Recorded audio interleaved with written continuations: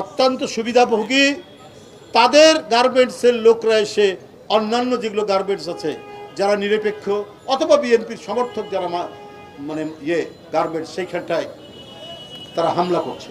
এটা তো আমরা তথ্য নিয়ে আপনাদেরকে বলছি। কে নজরুল ইসলাম, কে সালাম মুর্শিদি, এরা আওয়ামী লীগের সুবিধাভোগী নয়, আওয়ামী লীগের এমপি নয়। এদের গার্মেন্টস থেকে এসে একটা কৃত্রিমভাবে পরিকল্পিতভাবে অস্থিরতা তৈরি করি। Member of the parliament, councillor কে বাকি আছে শেখ হাসিনার গুম থেকে? আইন শৃঙ্খলা বাহিনীকে দিয়ে এই নিপীড়ন চালিয়েছেন, এই জীবন বিনাশী প্রাণ বিনাশী কর্মসূচি পালন করেছেন যে গোটা দেশকে নিস্তব্ধ করার জন্য কেউ যাতে টু শব্দ করতে না পারে। তিনি যা করবেন সেটাই ঠিক। স্বৈর শাসকরা দেশে দেশে যুগে যুগে যে পদ্ধতি অবলম্বন করেছেন ঠিক একই পদ্ধতি শেখ হাসিনা অবলম্বন করেছেন। কাতরাচ্ছেন, পঙ্গু হয়ে